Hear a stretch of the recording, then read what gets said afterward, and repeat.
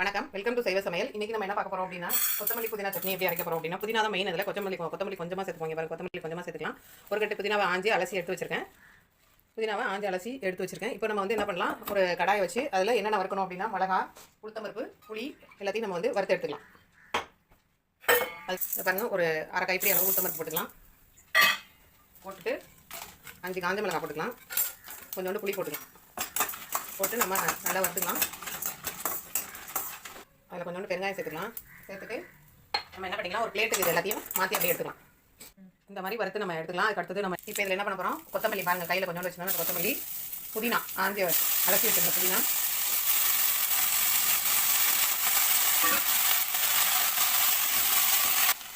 இந்த மாதிரி நம்ம வந்து பாருங்கள், நல்லா அந்த பச்சை இது போகிற அளவுக்கு லைட்டாக வதக்கிட்டு நம்ம வந்து அடுப்பு ஆஃப் பண்ணிடலாம். ஆஃப் பண்ணிட்டு அரைச்சி வந்து பார்க்கலாம். இப்போ ஜாரில் நம்ம என்ன பண்ணலாம், மிளகா, புளி, உளுத்தம்பருப்பு எல்லாத்தையும் நம்ம வந்து அதை சேர்த்துக்கலாம். சேர்த்துட்டு இந்த வதக்கி வச்சிருக்க புதினா கொத்தமல்லி அதையும் சேர்த்துக்கலாம். அதோட நம்ம வந்து ஒரு கைப்பிடி தேங்காய் திருவி வச்சுருக்கேன், அதையும் இதில் சேர்த்துக்கலாம். சேர்த்துட்டு தேவையான அளவு உப்பு சேர்த்துட்டு நம்ம வந்து இந்த பாருங்கள், சட்னி அரைச்சி எடுத்துகிட்டு வந்தாச்சு. இது ஒரு பவுலுக்கு ட்ரான்ஸ்ஃபர் பண்ணிக்கலாம். இப்போ நம்ம சட்னி தாளிச்சிக்கலாம்.